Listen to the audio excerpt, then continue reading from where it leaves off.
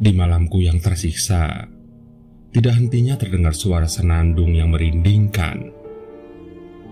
Ini seperti mimpi buruk, sehingga menciptakan kengerian imajinatif yang akut. Semoga Tuhan mengampuni segala kebodohan yang telah kulakukan, hingga membawa nasibku ke arah yang lebih mengerikan. Semua bermula saat awal musim panas, di mana aku sedang berkunjung ke sebuah pasar hewan tradisional di kawasan Jakarta Timur.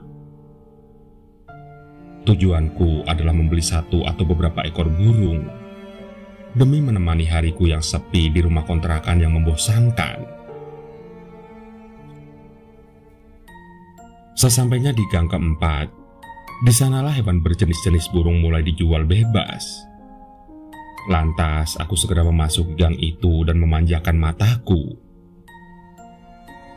Saat tiba di tengah gang, aku mendapati seekor burung hantu yang tampak unik dan menawan.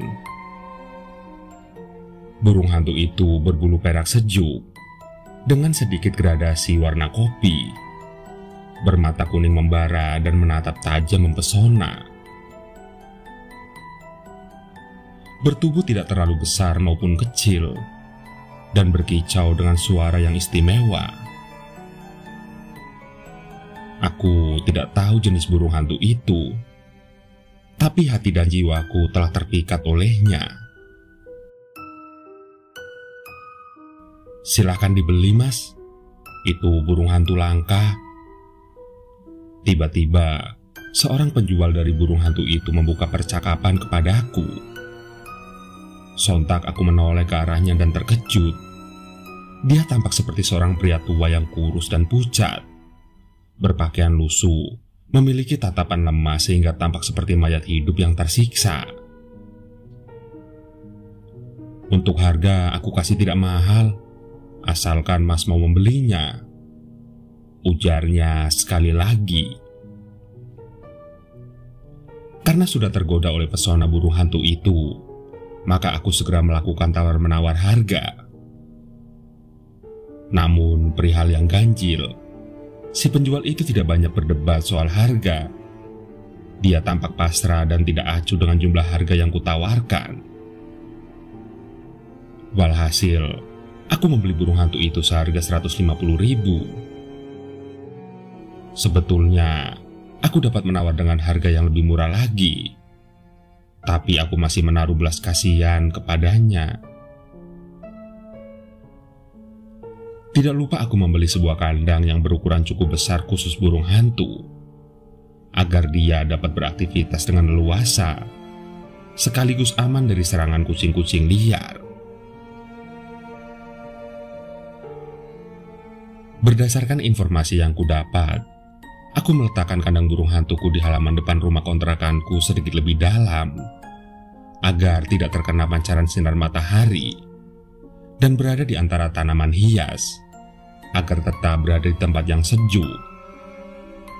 Posisinya juga tidak terlalu jauh dari pintu utama, sehingga aku dapat berinteraksi dengannya saat pergi dan pulang kerja, maupun dalam aktivitas lainnya.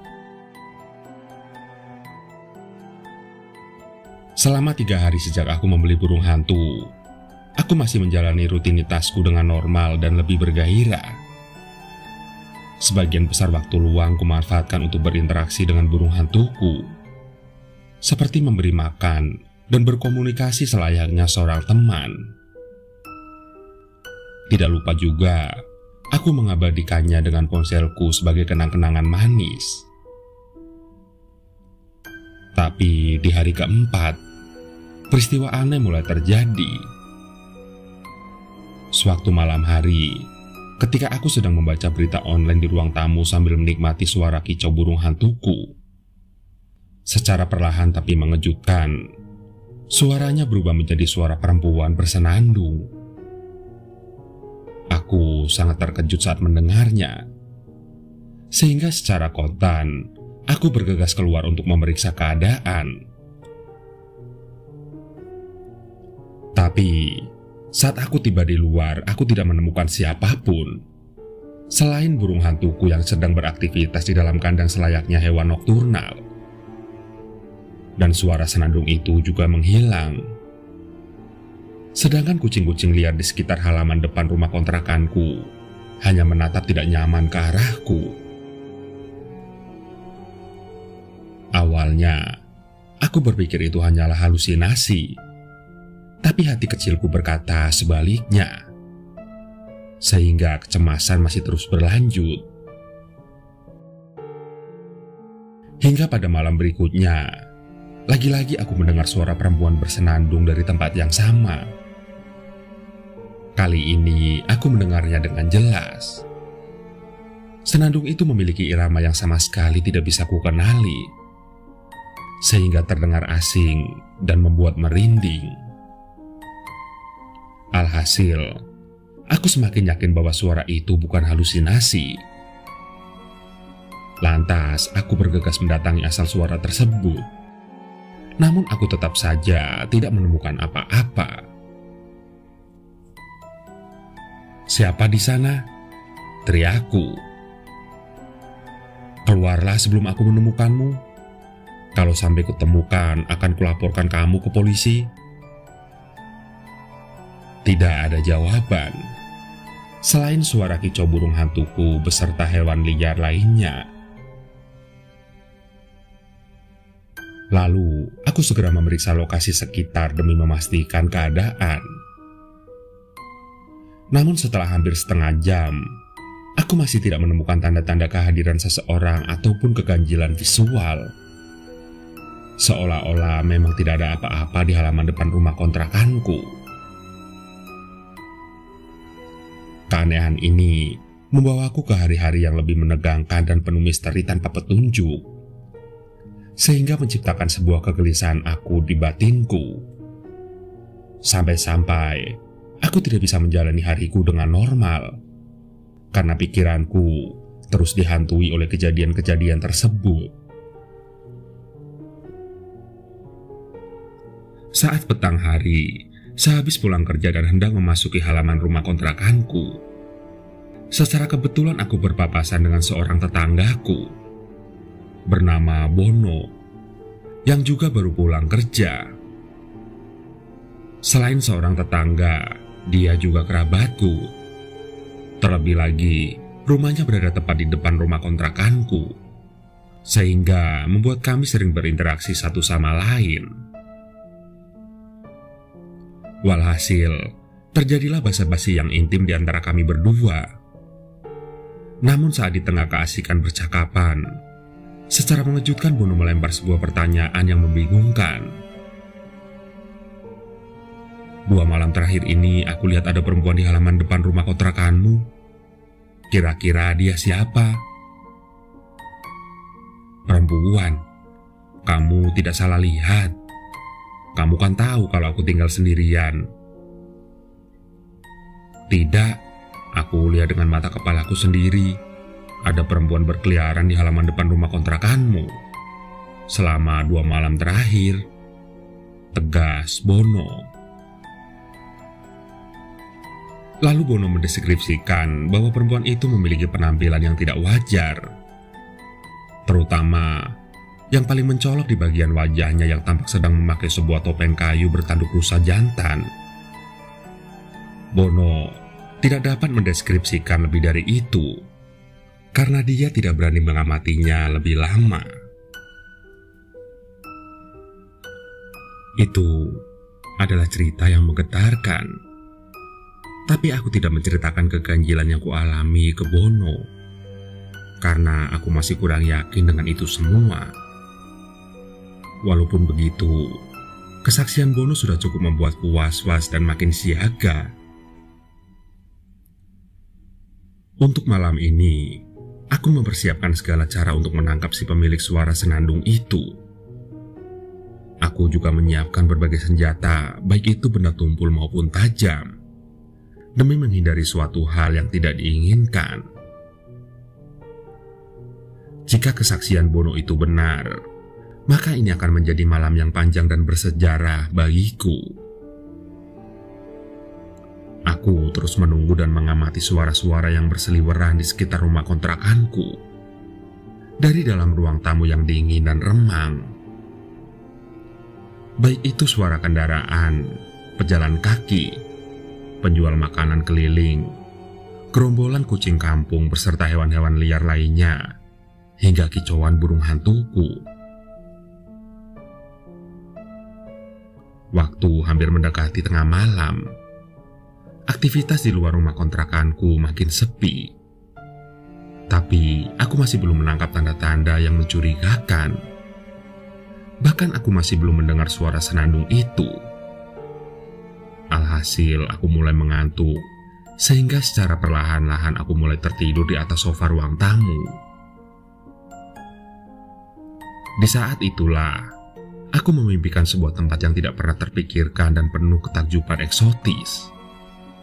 Dengan dihiasi oleh langit senja berwarna lapis lazuli, aku mendapati sebuah candi yang dipenuhi oleh barisan-barisan tiang besar dan unik, serta jembatan penghubung ke candi yang terbuat dari batuan beku berurat. Aku tidak tahu candi apa yang sedang kusaksikan di dalam mimpiku. Secara garis besar, candi itu memiliki kemiripan yang tipis dengan candi Muara Takus, tapi memiliki konstruksi yang lebih kompleks, besar, megah, dan lebih kuno. Apabila dilihat dari desainnya, tampaknya itu adalah jenis candi yang ada di Pulau Sumatera. Candi tersebut dikelilingi oleh tebing-tebing yang curam dan ditumbuhi oleh pepohonan. Sedangkan di kedua sisi candi itu, terdapat air terjun paralel yang membawa air dari balik dinding candi, terus mengalir ke sungai berpola anular yang mengapit sebuah alun-alun di halaman candi yang berbentuk bundar. Sungai itulah yang menjadi pemisah antara candi dengan dunia luar. Dan di tepi sungai itu juga terdapat pepohonan dan jalan-jalan lebar yang berbaris teratur. Sedangkan di alun-alun tersebut dihiasi oleh patung-patung abstrak, serta terdapat sebuah anak tangga yang mengarah ke pintu masuk candi. Di sekitar candi itu dipenuhi oleh segala jenis hewan, dan beberapa di antaranya memiliki bentuk yang terasing. Seolah-olah mereka adalah hewan langka atau mungkin telah punah. Hewan-hewan itu bertingkah sangat terstruktur dan beraktivitas layaknya manusia. Itu adalah fragmen yang ganjil dan juga meresahkan. Tidak lama kemudian, keluarlah sebuah entitas dari pintu masuk candi itu, dan semua hewan langsung bersujud menyembahnya. Aku sama sekali tidak paham dengan wujud dari entitas itu. Dia terlihat seperti sesosok perempuan berambut panjang, bertubuh penuh dengan banyak sekali elemen, sehingga tampak seperti makhluk ambigu yang menyeramkan. Namun entah bagaimana, aku bisa menangkap bahwa dia adalah dewi kuno dari suatu mitologi yang belum dikenal. Dia memiliki sepasang sayap burung perak yang besar dan lebar, berkaki macan, bertangan elang yang lengkap dengan cakar-cakarnya. Sekujur tubuhnya dipenuhi oleh manik-manik sikloid yang padat, dan ada campuran elemen caroprita. Serta bagian yang paling mencolok dan tidak asing adalah di wajahnya yang tampak sedang memakai sebuah topeng kayu bertanduk rusa jantan.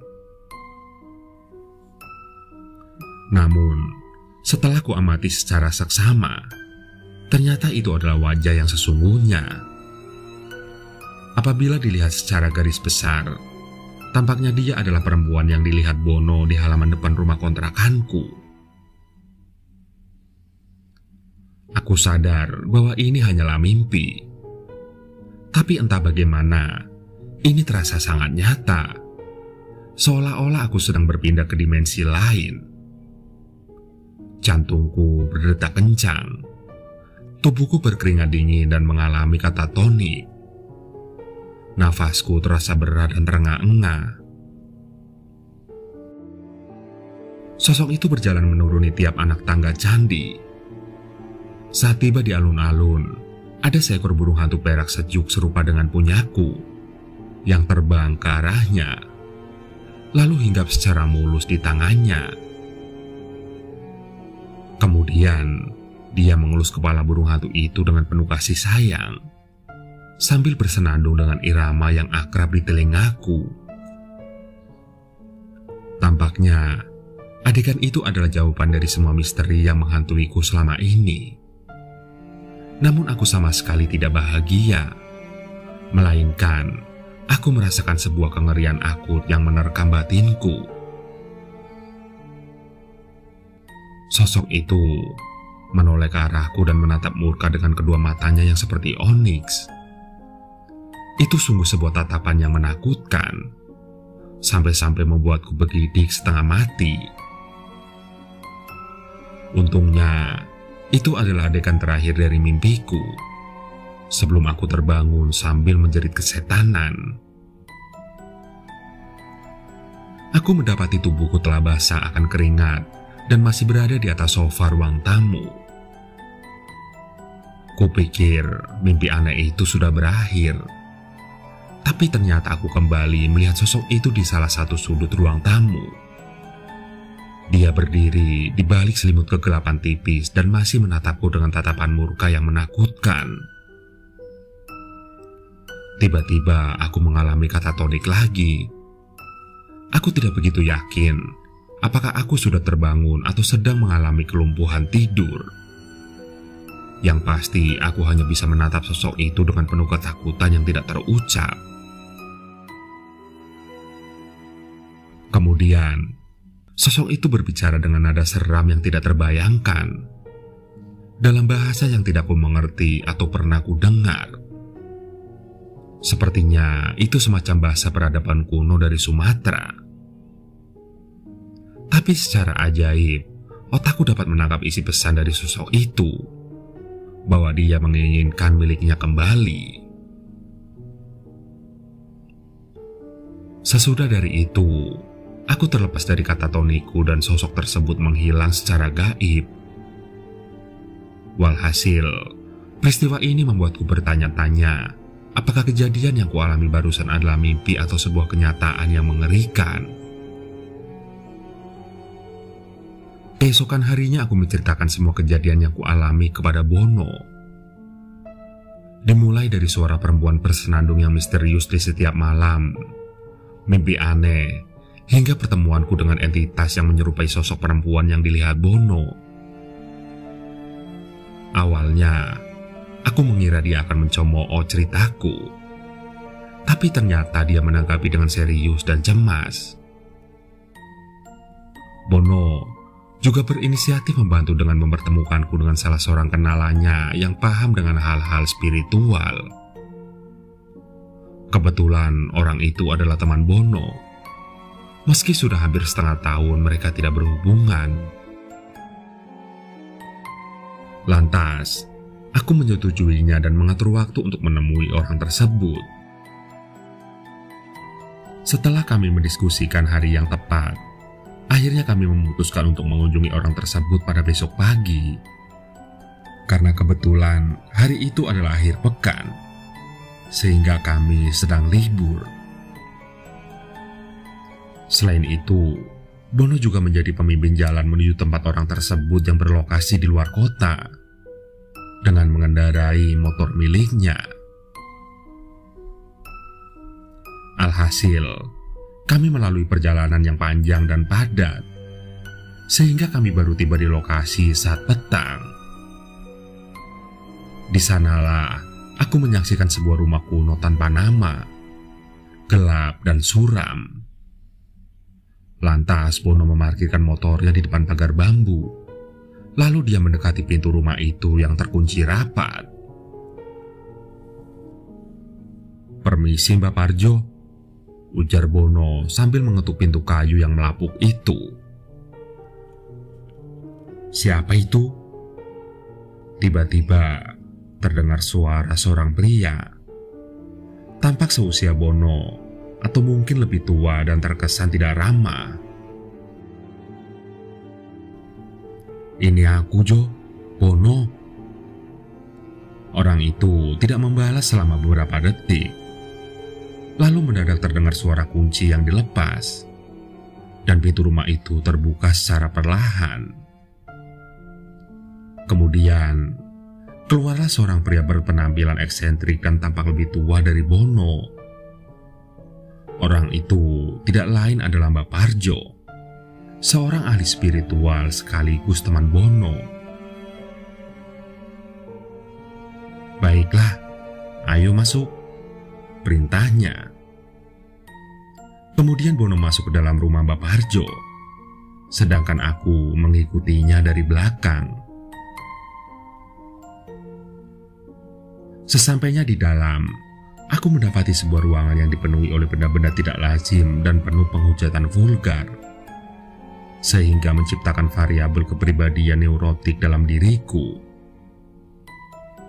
Di ruang utama itu, terdapat berbagai jenis hewan yang telah diawetkan oleh ahli seni taksidermis. Di sekeliling dinding ruangan itu dihiasi oleh berbagai macam tengkorak yang heterogen. Beberapa di antaranya terdapat benda-benda antik yang kuduga itu semacam benda pusaka. Ada juga lukisan dan patung. Semuanya memiliki subjek yang jahat dan telah dieksekusi sedemikian rupa oleh Mbak Parjo. Walhasil, semua objek-objek itu membuatku sangat tidak nyaman. Belum lagi aroma bunga melati yang tercium erat di ruangan ini. Aku sempat berbisik menanyakan asal dari benda-benda tersebut kepada Bono. Namun Bono menjawab singkat bahwa Mbak Parjo memiliki kegemaran melakukan ekspedisi liar demi memburu benda-benda aneh dan mengoleksinya. Akhirnya, Mbak Parjo menyuruh kami duduk di atas tikar merah yang kersang di lantai ruang tamunya. Lalu dia bertanya, "Ada keperluan apa kalian kesini?" Lantas, Bono menjelaskan maksud kedatangan kami. Terus aku lanjutkan dengan menceritakan semua peristiwa ganjil yang menimpaku, termasuk mimpi aneh yang berujung pada penampakan dari suatu entitas yang mengerikan. Tidak lupa juga aku memperlihatkan foto burung hantuku kepada Mbak Parjo. Lantas, dia hanya terdiam dan mengangguk beberapa kali sambil mengerutkan keningnya.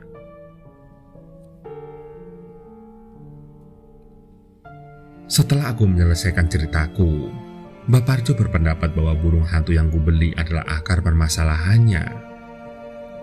Dia menyarankanku untuk mencari tahu asal-usul burung hantu itu, karena dia belum bisa bertindak lebih jauh jika semua masih samar. Mbak Parjo berpandangan bahwa burung hantu adalah salah satu hewan sakral, sekaligus kesayangan para dewa dalam beberapa kepercayaan. Burung hantu sering dipakai para dewa sebagai pengantar pesan suci. Maka dari itulah, kita tidak boleh memperlakukan burung hantu dengan cara yang salah, karena itu dapat mengantarkan kita pada karma yang mengerikan. Apabila dari cara bicaranya, kurasa Mbak Parjo bukan dukun, melainkan hanya seorang yang memiliki hobi aneh dan secara kebetulan memahami dan mempelajari hal-hal spiritual atau semacamnya. Aku tidak mendapatkan inovasi lebih dari itu. Tapi, setidaknya aku dapat petunjuk untuk langkah yang harus kulakukan.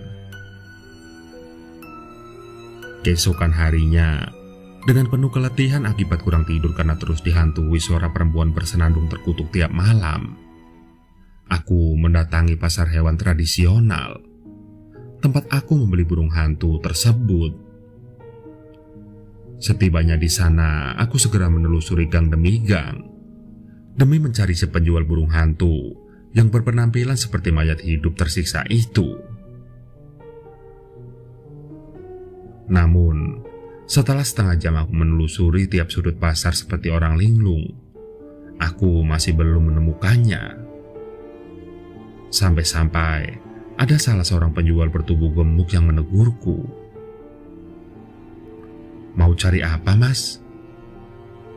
Secara spontan, Aku menjawab bahwa aku ingin mencari penjual burung hantu yang kemarin kukunjungi. Tidak lupa juga, aku membeberkan ciri-cirinya. Lalu si penjual gemuk itu menjawab,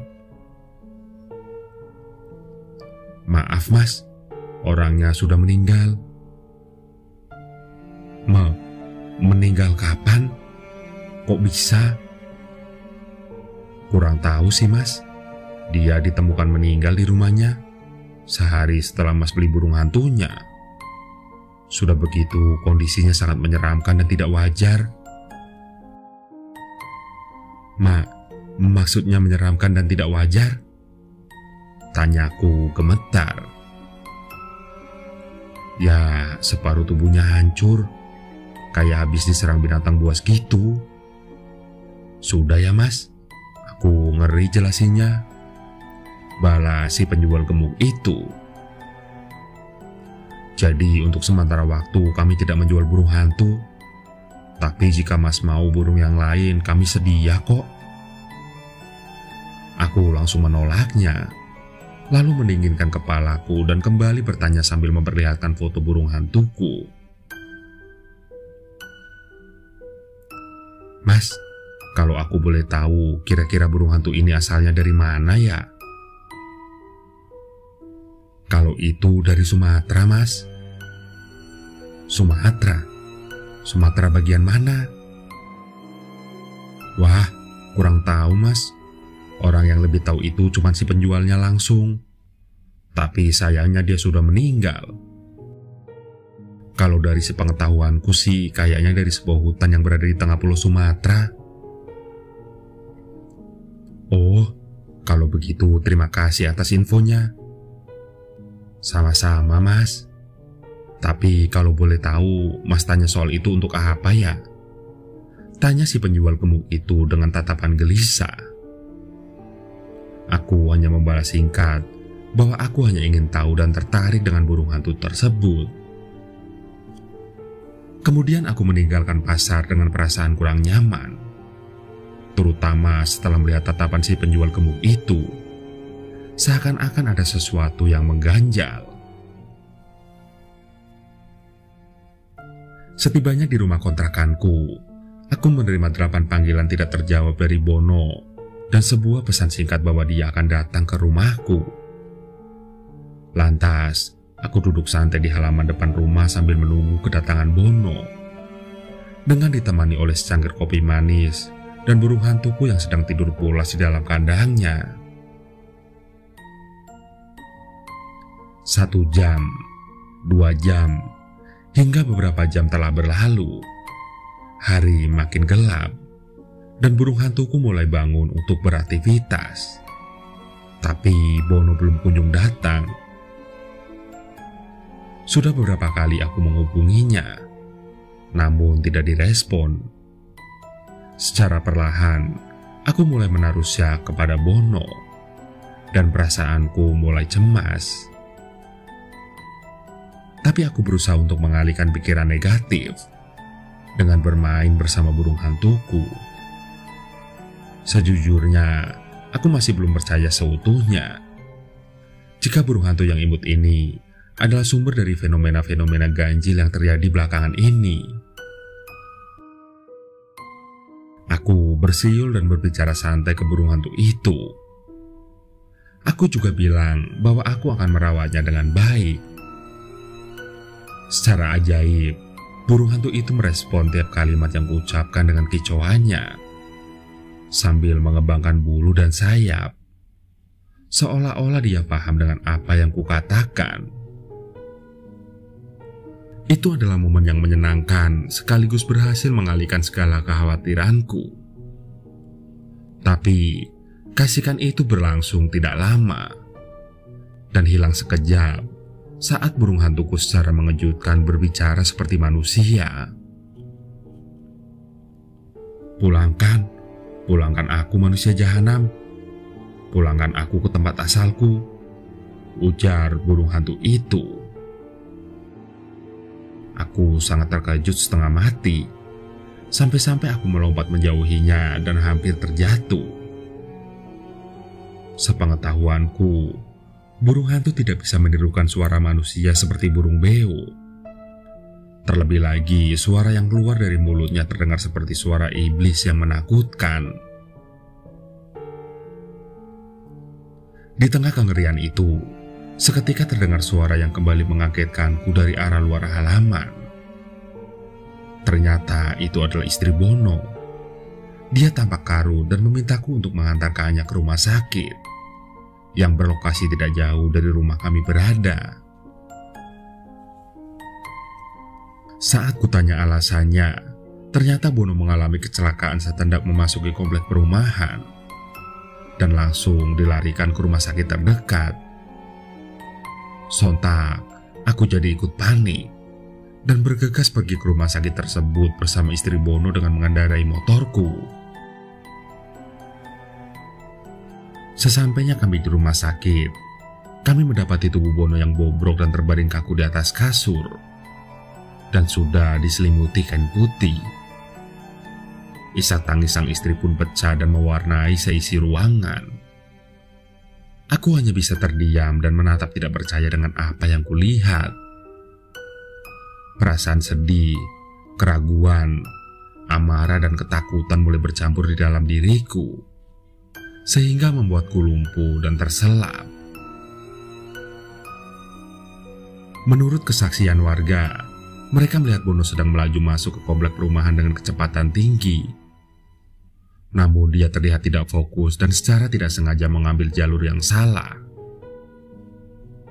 Walhasil, ada sebuah mobil truk yang melaju cepat dari arah berlawanan dan langsung menghantamnya tanpa ampun. Tubuhnya terpental dan terseret sejauh 50 meter. Para warga yang menyaksikan itu segera menghentikan mobil truk itu dan bergegas mengevakuasi Bono. Untungnya, si pengemudi truk mau bertanggung jawab dan membantu proses evakuasinya. Dari kesaksian itu, aku merasa ada yang mengganjal. Tidak biasanya Bono melakukan kesalahan seperti itu. Dia adalah pengemudi yang baik dan jauh lebih baik daripada aku. Rasanya sangat aneh jika dia melakukan kesalahan fatal hingga merenggut nyawanya dalam sekejap. Aku tidak dapat berargumentasi banyak soal itu dan menyimpannya dalam diriku sendiri. Alhasil, Bono dikebumikan pada keesokan pagi. Di pemakamannya yang singkat, banyak sekali orang yang berkunjung, kecuali Mbak Parjo. Hal itu tidak mengherankan, karena Bono adalah orang yang baik, sehingga kabar kematiannya sangat mengejutkan dan membuat banyak orang jatuh ke dalam duka.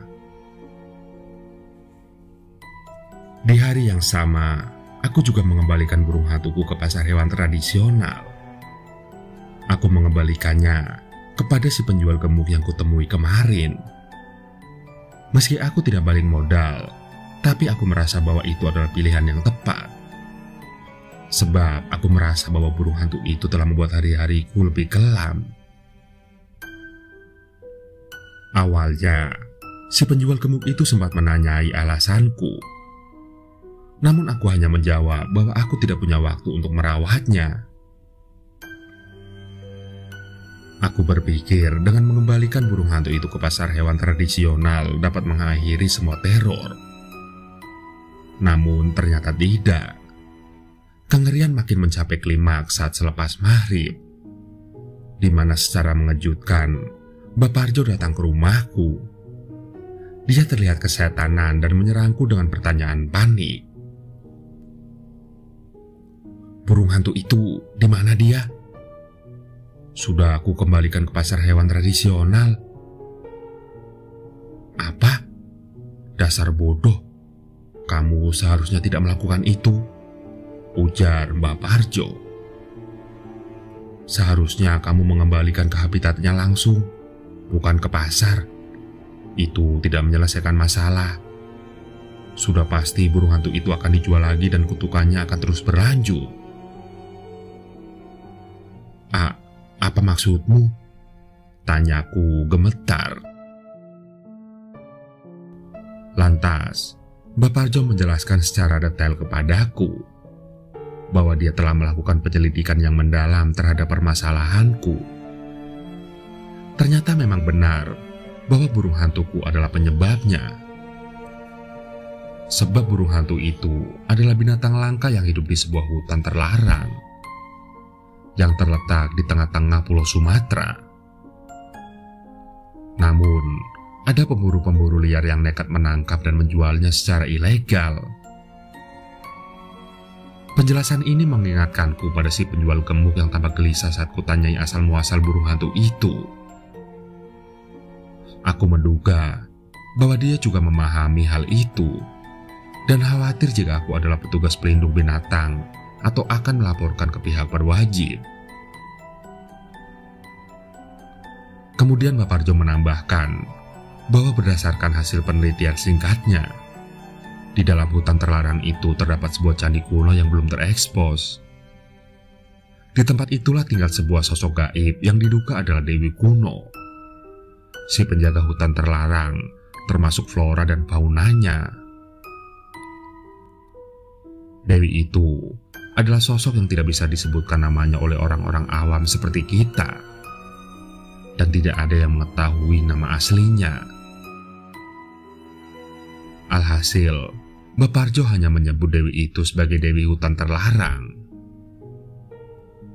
Secara kebetulan, burung hantu itu adalah hewan kesayangan Dewi hutan terlarang, dan dia sering memakainya sebagai perantara atau alat komunikasi kepada para pengikutnya maupun hewan-hewan di hutan terlarang. Jika hewan kesayangannya diambil secara tidak bertanggung jawab, maka dia akan murka, meneror, hingga mengutuk kepada siapapun yang bersangkutan.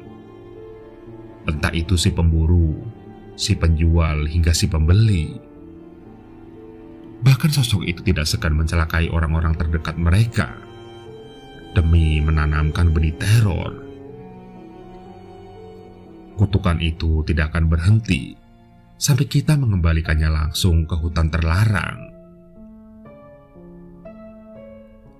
Setelah mengetahui itu, Mbak Parjo segera memberitahu Bono yang kebetulan sedang berkunjung ke rumahnya untuk mengantar kue basah. Mbak Parjo juga meminta Bono untuk segera memberitahuku. Namun aku tidak bisa dihubungi, sehingga Bono memutuskan untuk mendatangi langsung rumah kontrakanku. Tampaknya Bono terlalu khawatir, sehingga dia kehilangan fokus saat berkendara dan berujung pada kecelakaan maut. Alhasil, pesan penting itu gagal sampai tepat waktu kepadaku. Bahkan berita kematian Bono juga datang terlambat ke Mbak Parjo, sehingga dia melewatkan pemakamannya. Setelah Mbak Parjo menyelesaikan ceritanya, dia memaksaku untuk segera kembali ke pasar hewan tradisional dan mengambil kembali burung hantu itu. Akhirnya, aku segera berkemas-kemas, sedangkan Mbak Parjo menungguku di halaman depan rumah kontrakanku. Di saat itulah, Mbak Parjo diserang oleh sesosok entitas yang menyeramkan dan merobek-robek tubuhnya secara brutal. Ceritanya sampai masuk ke dalam rumahku, sehingga aku segera lari keluar dan mendapatinya sudah tergeletak kaku di atas tanah dengan tubuh yang tercabik-cabik. Di waktu yang bersamaan, aku mendengar suara deru sayap dan secara samar melihat bayangan hitam mendung yang melawan sinar lampu jalanan dan cahaya bulan terbit. Lalu, aku segera mengucapkan beberapa kalimat doa secara gemetar. Tiba-tiba, aku mendengar suara senandung yang akrab dan menyaksikan sebuah wujud perempuan bertubuh campuran yang mengerikan dan ambigu. Aku langsung memejamkan kedua mataku dan menjatuhkan diri ke atas tanah. Alhasil, aku hanya mendengar suara deru saya besar, dengan diiringi oleh suara perempuan bersenandung terkutuk yang merindingkan. Senandung itu ditutup dengan kalimat berbahasa kuno dengan nada mengancam. Tapi, secara misterius aku dapat memahami isi kalimat itu, bahwa dia meminta agar miliknya segera dikembalikan atau dia akan merenggut nyawaku.